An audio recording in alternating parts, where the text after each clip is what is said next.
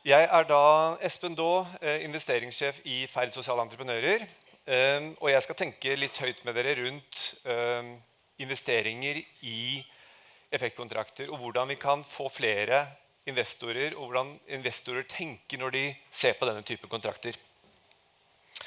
Og da skal vi inn I et panel nå, hvor vi skal møte nordiske investorer på dette feltet. Og hvem disse investorene vi har hørt så mye om? Hva motiveres de av? Og vi skal prate med tre gode investorer.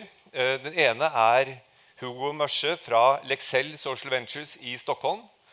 De har vært med på en investering I en SIB I Norrköping, og den har vært en vellykket og god på mange måter, og de har hatt en halvveisvurdering av den allerede. De har også en del nye ting I pipeline sin også. Vi skal prate med Just Erik Næss fra Sparebankstiftelsen Østfold Akershus, og de har vært inne I 10 effektkontrakter I det stille, vært en av pionerene på dette feltet I Norge I flere år nå. Og vi skal prate med vår egen Katinka Greve-Leiner, så hvis dere lurer på hvor konferansieren blitt av, så kommer hun I panelet. Men før dette, så tenkte jeg vi skulle høre fra noen av de som har inspirert oss. Så da vi for et par år siden begynte å tenke hvordan kan vi få flere investorer fra hele kapitalspektret inn på dette feltet, og hvordan kan vi inspirere og få med folk til å tenke investering I effekt I stedet for aktivitet, så tittet vi rundt I Europa og så hvor kompetansen. Og på det tidspunktet så var det enda mer dominert av UK, og da dro vi til London og til Glasgow og pratet med noen miljøer som var virkelig sterke på dette. Og vi så heldige I dag å ha med oss to av disse menneskene. Jane Newman, nå bytter jeg til engelsk, fordi disse jo da engelskspråkelige. Jane Newman from Social Finance, one of the early pioneers of impact investing, as you've heard, and somebody who's really been there, done that, and been involved in many of these impact bonds. And her perspectives you've heard from stage already, but not everybody was here, and I think it's really important to get that across to all of you. And the other part of the spectrum is Kenneth Ferguson from the Robertson Trust, and he's an absolute inspiration when it comes to bringing foundation money into play. How does a foundation think? How do they make sure that they get bang for their buck as well? And that what they fund is actually continued. So let me welcome Jane and Ken onto stage. And we're going to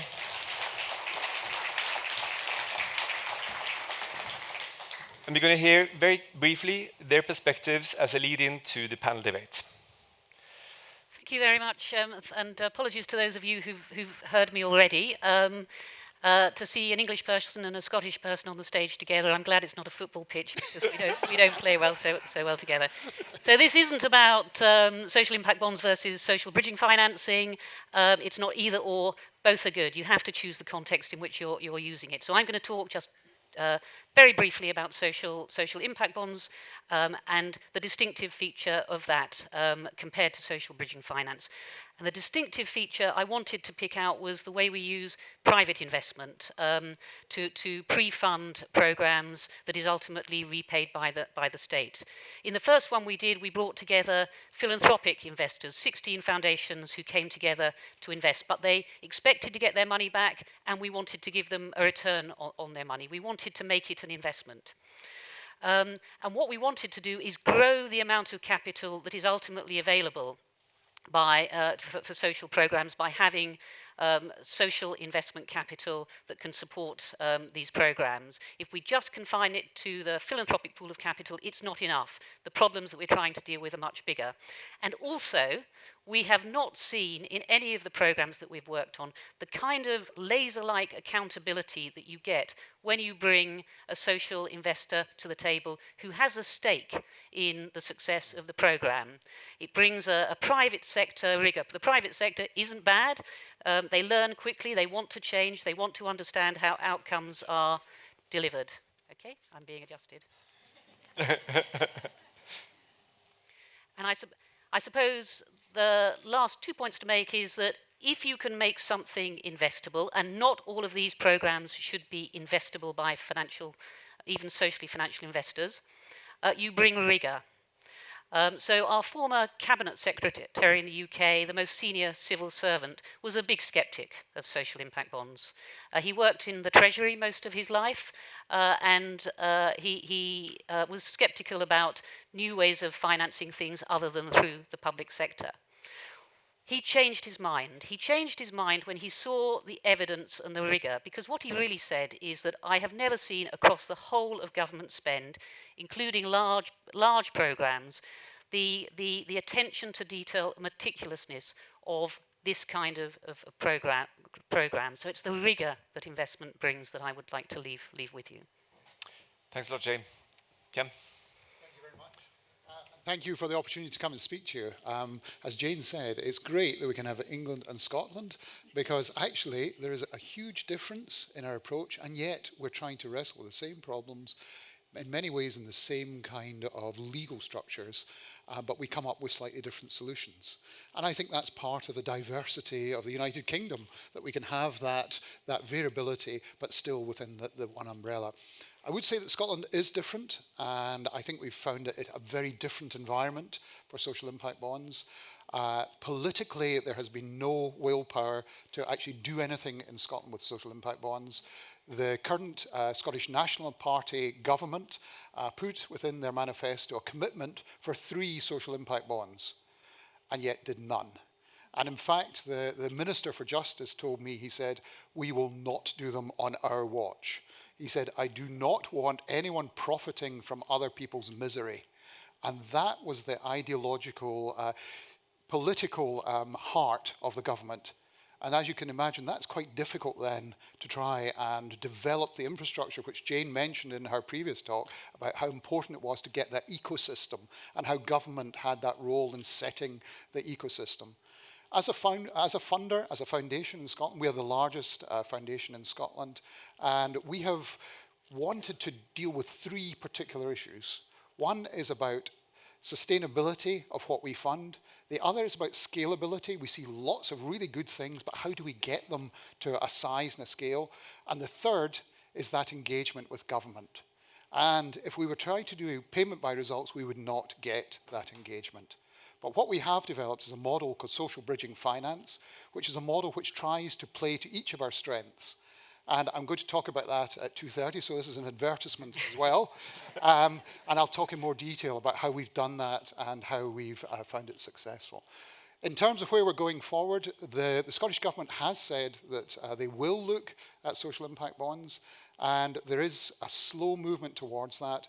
But I think partly it's because we haven't had the austerity that England and London in particular has faced. But now we are facing that austerity, and they're now starting to say, well, actually, we need to be smarter about this. So hopefully that gives you a little bit of that across the UK flavour. Excellent. Thank you very much, both of you.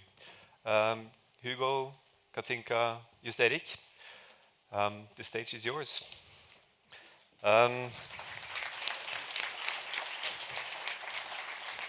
you. Before we start, I want to have a little Slido test with you. I want to ask you a question on Slido. See if you can bring out your phones. We'll do this in Norwegian. Vi har et mulighetsrom for hvor vi ser at outcomes-kontrakter kan bli brukt i Norge. Og de går fra den ene siden en ren filantropisk tilnærming hvor en finansiering ikke blir betalt tilbake i det hele tatt, men hvor kontrakten videreføres dersom den er vellykket. Enten videreføring av kontrakten, eller at myndighetene tar det opp og gjør det til policy. Og til den andre siden av spektret så har vi en kommersiell avkastning til investor ved vellykket intervensjon. Og jeg har lyst til å høre hvordan dere tenker hva som kan være mulig i Norge, hvordan dere ser dette feltet. Så hvis dere kan gå inn og trykke på Slido, så skal vi se resultatene på slutten av panelet her. Okay. If you want to gather around the table, I want to start with you, Hugo. As a private investor in this space, how do you see the difference between the different sides of the spectrum, and how do you see the opportunities for an investor? Thank you, Espen, and also it's great to be here today. It's a really great gathering of people and knowledges, and I acknowledge that my experience is from Sweden. We're close geographically and also I think in many aspects culturally, but I want to apologize in advance of any faux pas I make about the structure of the Norwegian system. If I do, Katinka, you can sort of... I can kick you. Kick me. I think as an answer to your question, Espen, I want to comment quickly on the two perspectives we heard before up here on stage. And I think when we, in 2014, as an investor, together with a couple of other actors, including one municipality in Sweden, sort of brought about the first the first social outcome contract in Sweden, what we really saw was similar things that have been observed in Scotland. So we saw that on a national level, it was really hard to politically get anything to happen. There was no knowledge, no interest, no movements whatsoever.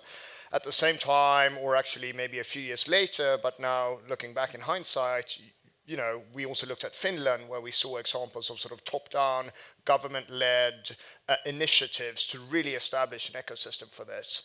An example of what they did in Finland would be, for example, a national outcome fund on a national government level. So that was a very direct top-down initiative. In Sweden, it was more like in Scotland, nothing. So I think the motivation also really came from how do we make this work? Because I think we, with many others, saw what's going on right now is not working. So the answer to that was really to start small, and the answer was also by using private capital. So I really consider what we did in Sweden as a first out of probably many pilots that had to be done until we can sort of get a change of culture, a change of attitude on government levels, which I think this year, 2019, compared to 4 or 5 years ago, there's a massive change. Yeah. But I think partly that's happened because we and many other actors have done small pilots demonstrating with private capital and with the local municipalities that care less about the broader ideologies, profiteering in the welfare space, and more about actually solving their issues because they're sitting with the budgets and the costs, right? So I think that sort of speaks a bit to where we came into the scene and what really motivated us in doing it the way we did. I don't know if that's answering your question. Absolutely, I think it's very relevant. And building on that, Just Erik, as a bank foundation, you have done a lot of pilots, you've tested things, you've been a supporter of social entrepreneurs in close partnership with your local municipalities. How do you work with both sides of the equation, if you like, both the municipalities and the entrepreneurs to achieve these goals? Well, first of all, I just need to moderate, but we don't have impact contracts as a textbook version of it. But we have done several projects, and when we started this 4 years ago, we were very conscious about our role. We can provide some funds, but we don't have the capacity or the organization to deliver or to sort of do the operational work. So we figured out very early that we needed someone to cooperate with, both professionally, like you, Ferd, but then also when we donate money, we do it to the project owner and not to the service provider. So we are not an investor in a sort of normal, we are giving grants to the project owner, which then typically could be a municipality, but can also be another foundation or a non-commercial actor. That's how we went about it. And by now we have roughly 10 projects. I looked at it yesterday, and I think the 9 projects with total of 9 million, which is a quite low total investment. But I think we can show some interesting impact in many of these already. Some of the projects are really newly started, so we don't know yet. But the way we have approached the impact side of it and the contractual side of it is that we either have some sort of obligation from the municipality to work for follow-on. Or we have sort of a scale-down approach where we finance the first step and then gradually the municipality take over the financial of it, because we cannot run these things for a long time. One of the projects we started up very early was in Tempo. And now they have been embedded as a standard service in the two first municipalities we approached in the Indre Østfold. And that's a very low cost thing that can be absorbed very easily. And so this is a good example of early efforts. I think many of these projects, starting in the small and piloting, there is a good logic for testing out new innovative ideas and testing solutions. There's also a logic for making it a investable project that large-scale investors can access. And I want to ask you, Katinka, from what you've seen across Europe, is this a test bed for new innovation, or is it becoming an asset class that large investors can invest in and get a profit? I think we see that it differs. So in some countries, like the UK, it's definitely matured and developed. So I wouldn't call it an asset class, but it is at least some kind of projects where investors, social investors mostly, can invest and be quite sure to get a return on their money.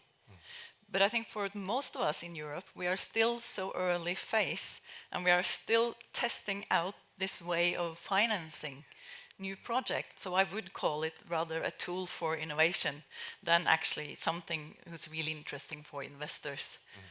But for the one of us being investors and social investors and wanting to do something, it's a way of, as you said it, I think, getting in touch with the municipalities or the government, but I think it's easier with municipalities, and discussing the problem and then setting some words and some numbers on the problem. What is it actually, and what can we do about it?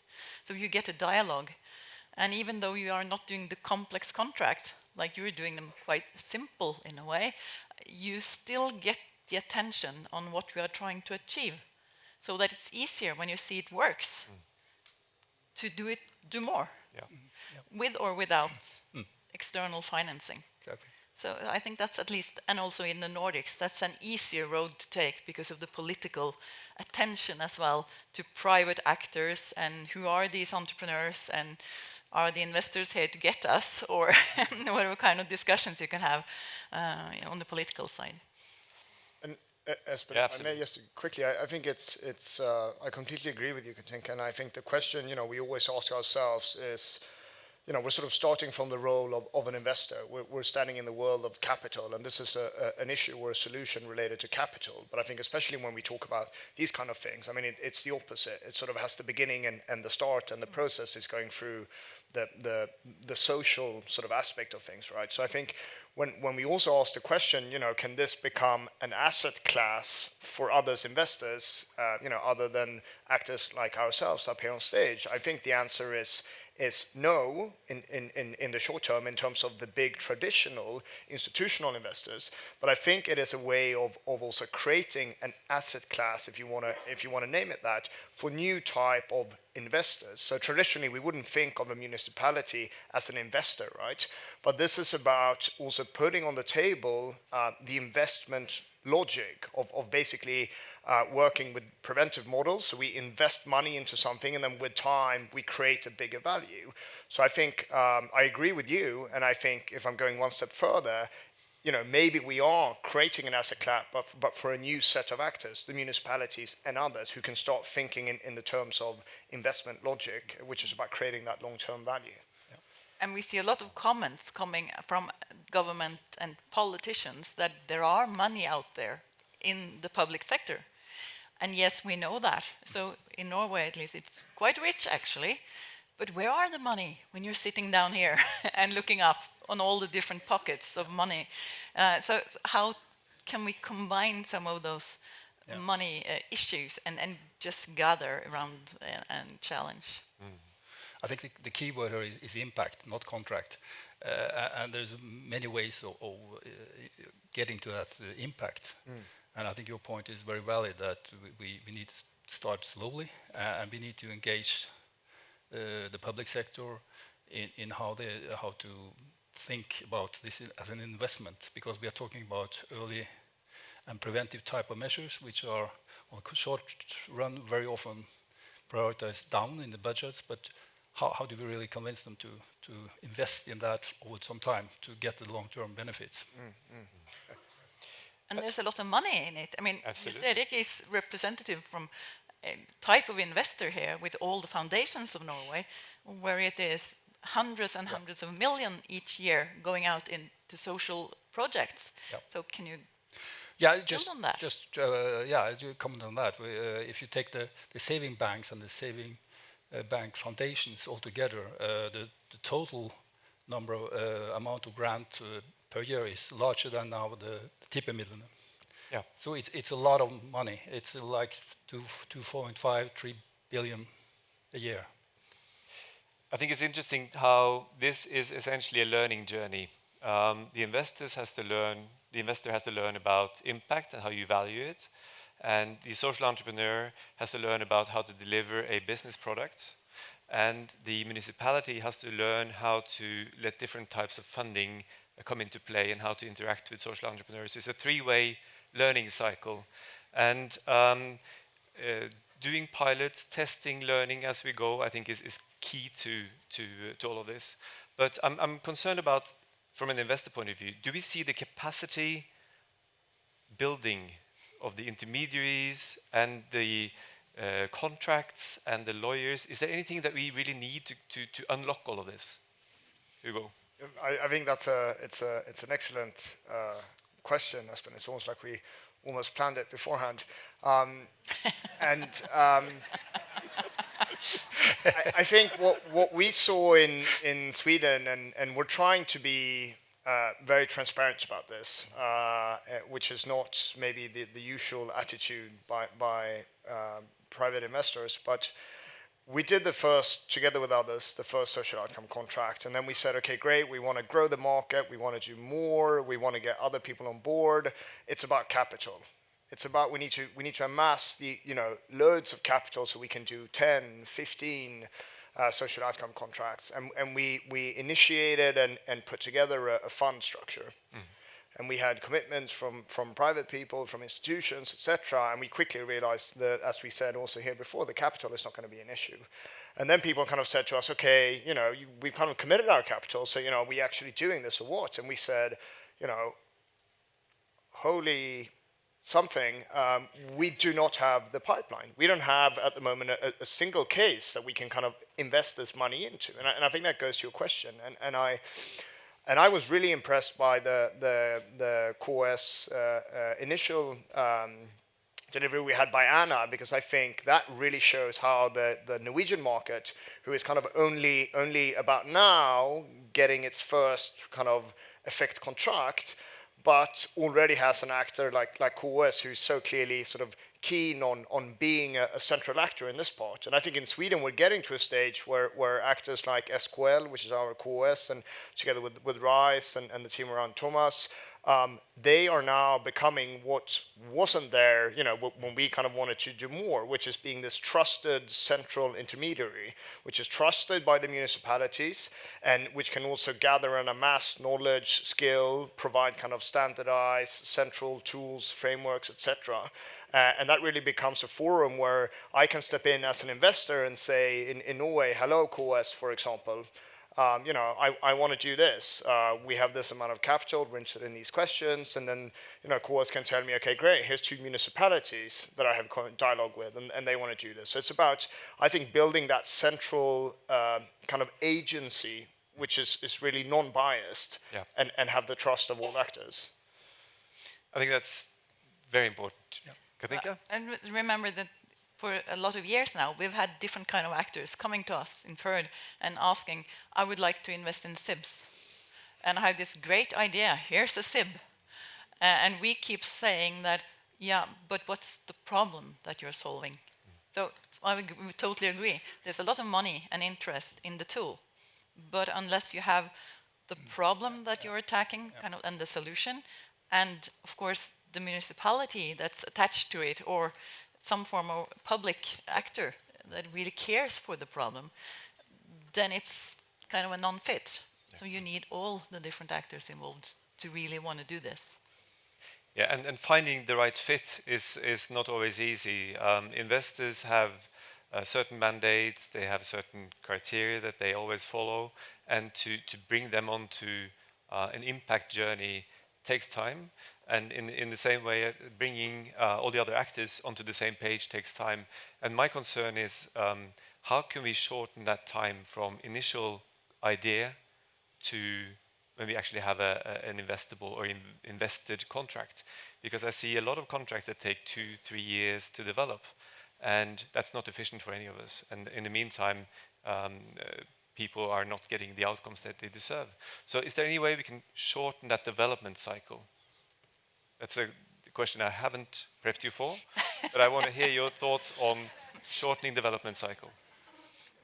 Anybody? I think I can start by copying Jane, because I'll copy, that's the innovation, we learned that today. So, and what I heard her say, she was saying that they see in the UK that when you have some pilots, you can take them and somebody else grabs them and they do it the same way. So I think that's at least an easy way to do it, so that we get to know now the Norrköping case, and we get to know one of the ones that Jane was presenting to some of us, and just copy. Copy with pride. Yeah, so don't try to be too clever, but see what's been working before. And I think sometimes that becomes, I agree, and it becomes an issue of information. Oh, I didn't know what they did over in that municipality. And I think that comes back to having some type of a central forum, function, actor that is non-biased, who can also gather up the lessons learned and really build sort of a library of cases and praxis, etc. And I think in Sweden, in addition to RISE and SKL, we've also, as was mentioned earlier, we launched this last spring something called the National Advisory Board for Impact Investment in Sweden. And you can kind of say to some extent that we've been working with some of these questions. So not necessarily amassing all of that information, but also working around other specific questions, like what about procurement? Someone asked that question before. How do you do innovation or outcome-based procurement? And I can tell you that the Department of Procurement in the Swedish government, they're great. And they know a lot, and they have the answers to all of these questions. But because they're the Department of Procurement, no one is bringing them into the sexy negotiations about the next SIB. They want to be there, and they should be there. So it's about also kind of not reinventing the wheel, but understanding, okay, procurement, what we call redovisning and bokföring, bringing those practices in, and there are specialized actors who are kind of sitting with this intel. So it's the information about the cases, but then also the kind of the practical tools that you need, and with that, I think you can also kind of provide almost like a guide for the next municipality on how to do it. I hope Anna is taking notes. Yes, is listening. In Sweden, and RISE are actually doing this with the EU in Sweden. So, and in Sweden also, you are now having politicians stepping up, and we heard some examples where they were up on stage and really giving speeches that you couldn't find in Norway at this point of time, at least. So really interesting. On that happy note, I want to thank our panel participants. And before you go, I want to see what we have from the Slido question we asked. Kasper?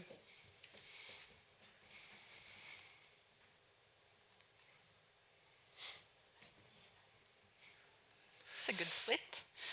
It's a good split, but it's very interesting to see that about a third of you think that it's reasonable to have a normal financial return, 3 to 8%, if you achieve positive social outcomes. That's very, very promising. It shows you the whole spectrum and that there are opportunities across, perhaps for all different funders. Yeah, Okay. the higher up, you you get more investors in, right?